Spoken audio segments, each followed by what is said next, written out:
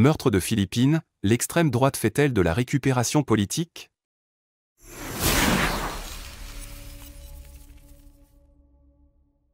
Il y a aussi des chiffres qui sortent, par exemple, 77% en 2023 de viols ont été faits par des qui ont été faits par des étrangers. En fait, je pense que tout ça montre une direction.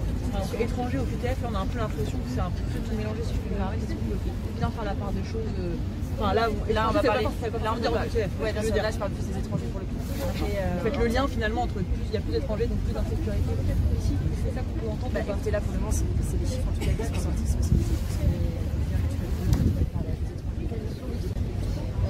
Là, on était sorti.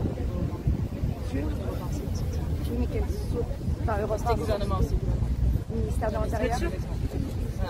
En 2023, il y a 77% des viols qui ont été faits par des étrangers en 2023. Sur les 97 viols connus et commis dans les rues de Paris, 30 ont été élucidés.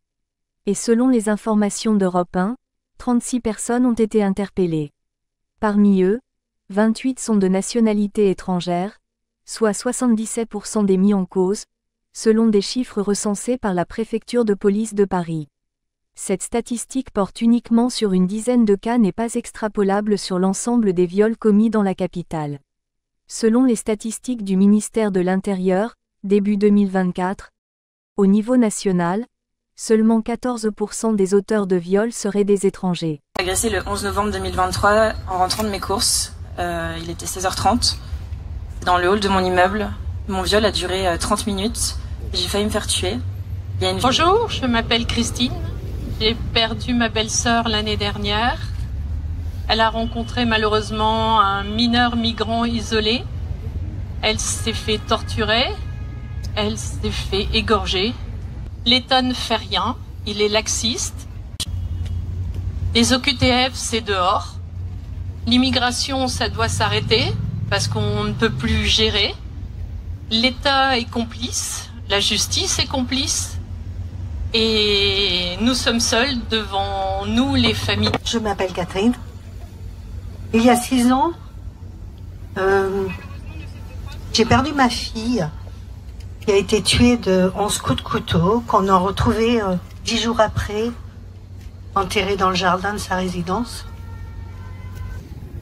On doit se battre pour que les OQTF qui sont prononcés soient effectués. C'est-à-dire que je pense qu'après la prison, c'est direct dans l'avion. On ne peut plus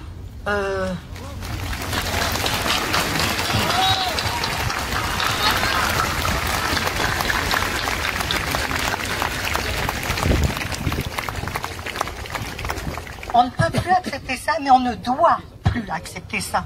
Arrêtez de baisser la tête. À chaque fois on baisse la tête. C'est plus possible. Moi non plus, je n'ai pas eu de soutien. Et cette faille coûte des vies. Ce qui relie Philippines à ma grand-mère, ainsi qu'à tant d'autres femmes, c'est un climat de laxisme et d'inertie dans l'application de nos lois, notamment envers des individus connus pour leur dangerosité.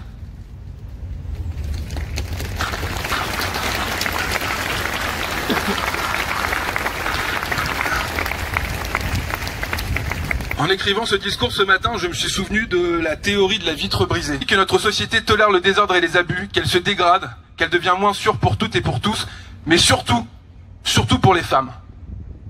Nous devons agir.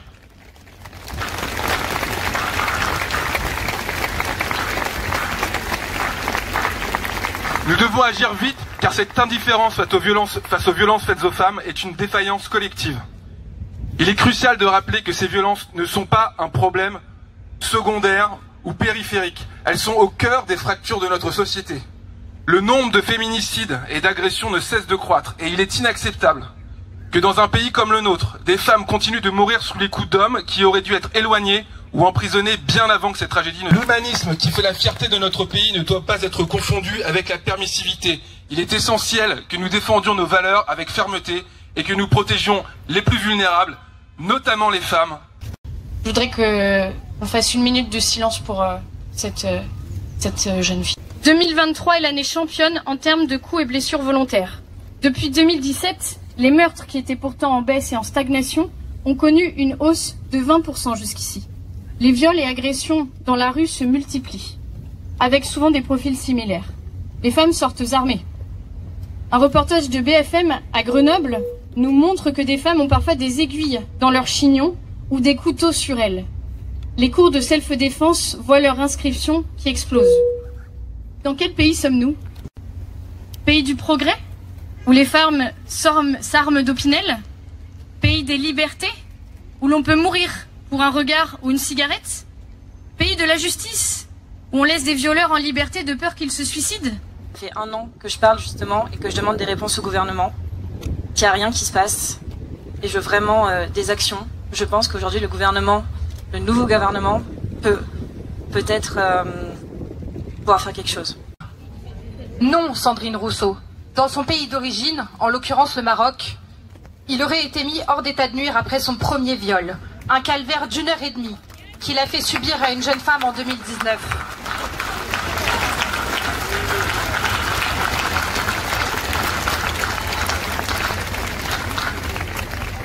Et oui, la sécurité des femmes françaises que votre politique Clémentine Autain, députée NFP, a également déclaré: la nature profonde de ce meurtre, c'est la domination masculine. Il y a eu 104 féminicides depuis le début de l'année. Rappelons que la politique migratoire soutenue par Clémentine Autain, c'est d'encourager l'arrivée massive d'hommes venus de cultures ultra-patriarcales. Des hommes qui viennent de pays dans lesquels l'égalité des sexes et le féminisme n'existent pas.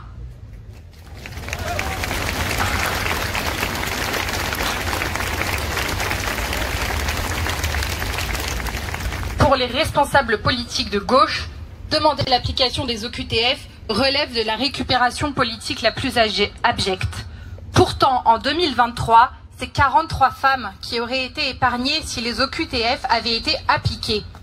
Sur ces 43 femmes, 3 sont mortes et 12 ont subi des viols.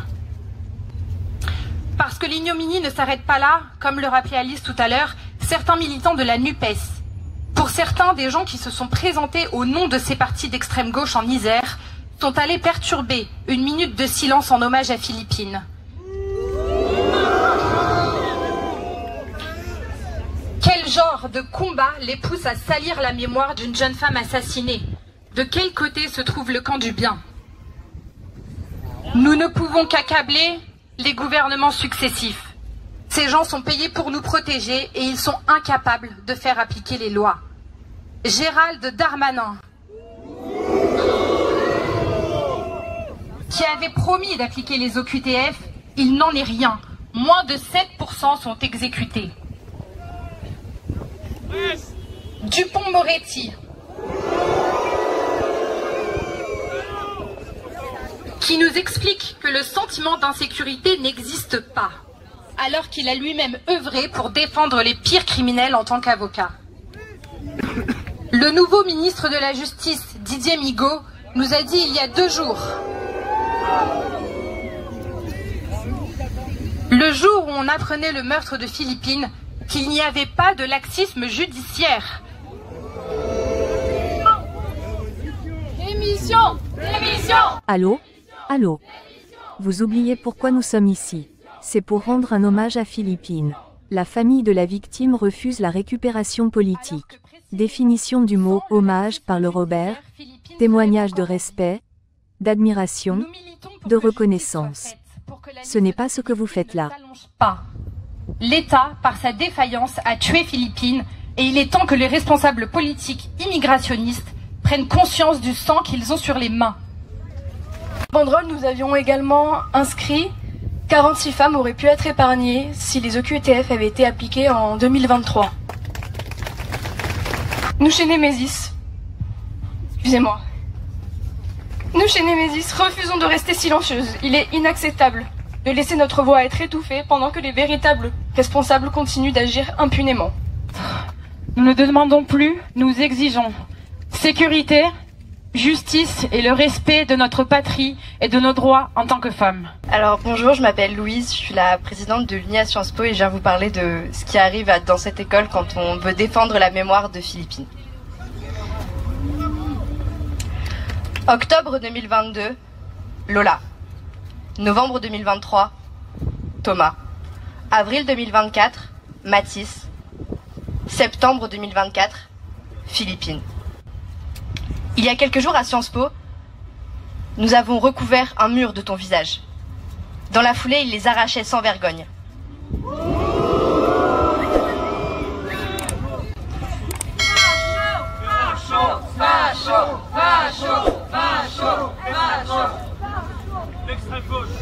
Pardon, j'ai un peu l'habitude de me faire ruer, donc... Nous sommes revenus le lendemain, avec plus d'affiches encore.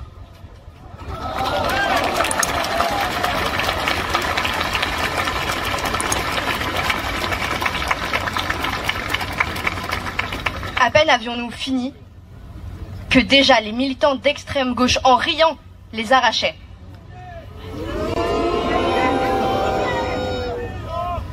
Ils s'en donnaient à cœur joie, comme ils l'avaient fait pour Lola, comme ils l'avaient fait pour Thomas.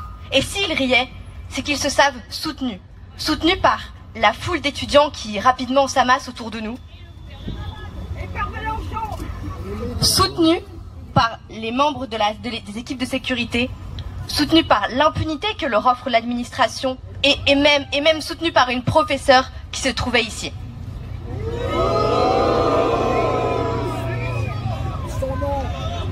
Sache que ce n'est pas la dernière. Que maintenant, on ne va plus se taire. Que maintenant, il n'y en aura pas une de plus. Que maintenant, les féminicides, il va lutter contre. Que maintenant, les OQTF, il va les appliquer. Et je vous remercie, les responsables politiques qui sont venus.